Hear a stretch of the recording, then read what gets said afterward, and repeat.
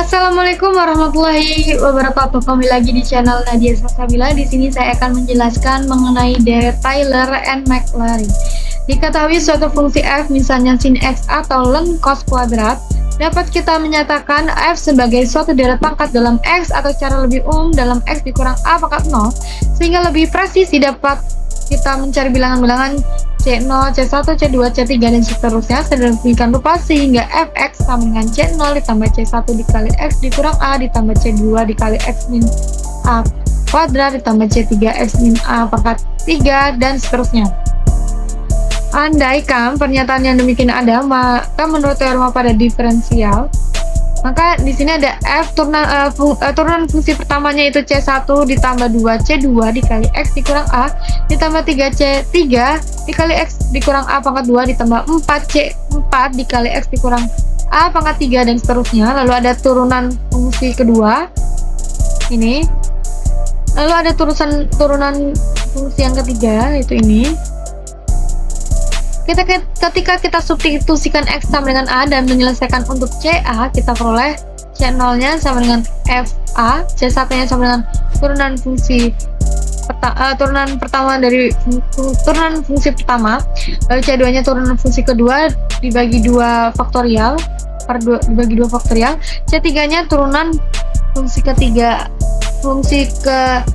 harusnya per 3 faktorial, dan secara lebih umum Cn sama dengan f pangkat n kali a per n faktorial. Lalu teorema ketunggalan. Andaikan f memenuhi fx sama dengan C0 ditambah C1 dikali x dikurang a ditambah C2 dikali x dikurang a pangkat 2 dan ditambah C3 dikali x dikurang a pangkat 3 dan seterusnya untuk semua x dalam suatu interval di sekitar a, maka Cn sama dengan f pangkat n kali a per n faktorial. Lalu sebuah fungsi tidak dapat dinyatakan oleh berdiri satu deret pangkat dalam x dikurang a. Nah, pernyataan deret pangkat satu fungsi dalam x dikurang a disebut deret Taylor.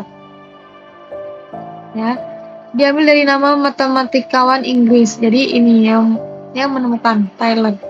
Lalu ada deret Maclaurin, deret yang berpadanan. Oke, masuk ke konvergensi deret Taylor. Jika diberikan fungsi f, dapat kita nyatakan dalam sebuah deret pangkat dalam x dikurang a, yang tentunya harus berupa deret Taylor.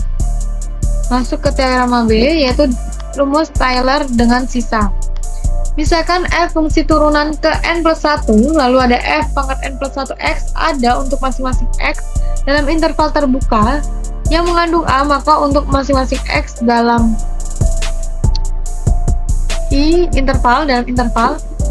dalam satu fx sama dengan fa ditambah turunan pertama fungsi a dikali x dikurang a ditambah turunan kedua fungsi a per 2 faktorial dikali x dikurang a pangkat 2 dan sampai f pangkat n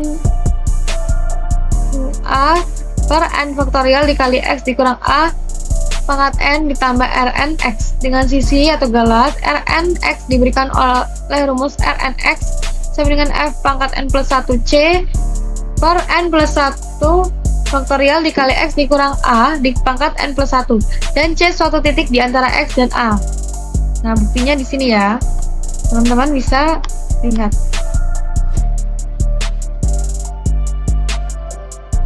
Lalu selanjutnya ada teorema Taylor. Misalkan f adalah fungsi dengan turunan semua tingkat dalam interval a dikurang r dan a ditambah r, deret Taylornya, maka fx dikurang fa dikurang turunan pertama fungsi a dikali x dikurang a dikurang fungsi kedua a per 2 faktorial dikali x dikurang a kuadrat dikurang turunan fungsi ketiga a per 3 faktorial dikali x dikurang a pangkat 3 dan seterusnya, menyatakan fungsi f pada interval a dikurang r dan a plus r jika dan hanya jika limit n mendekati hingga rn x sama dengan 0, di mana rn x adalah sisa dalam rumus Taylor, maka rn x sama dengan f pangkat n plus 1 c per n plus 1 faktorial dikali x dikurang a pangkat n plus 1 dan c suatu titik di dalam a dikurang r dan a plus R. Buktinya bisa dilihat sendiri ya. Langsung masuk ke contoh. Carilah deret Maclaurin untuk sin X dan buktikan bahwa deret itu menyatakan sin X untuk semua X. Nah, fx sama dengan sin X. Maka turunan pertama dari fx yaitu cos X. Turunan kedua dari fx yaitu min sin X. Turunan ketiga dari fx yaitu min cos X. Lalu turunan keempat dari fx yaitu sin X. Lalu disubstitusikan dengan 0, maka hasilnya turunan fungsinya f0 sama dengan 0, terus turunan pertama dari 0 jadi 1, turunan kedua 0 sama dengan 0, turunan ketiga 0 sama dengan 1, turunan keempat 0 sama dengan 0. Jadi sin X sama dengan X dikurang X pangkat 3 per 3 faktorial ditambah X pangkat 5 per 5 faktorial dikurang X pangkat 7 per 7 faktorial hingga seterusnya. Dan ini valid untuk semua X asalkan kita dapat menunjukkan bahwa limit N mendekati tangga Rn X sama dengan limit N mendekati tangga F pangkat N plus 1 dikali C per N plus 1 faktorial X pangkat N plus 1 sama dengan 0. Oke. Sekian yang dapat saya sampaikan. Apabila ada kesalahan saya mohon ampun. Saya akhiri. Wassalamualaikum warahmatullahi wabarakatuh.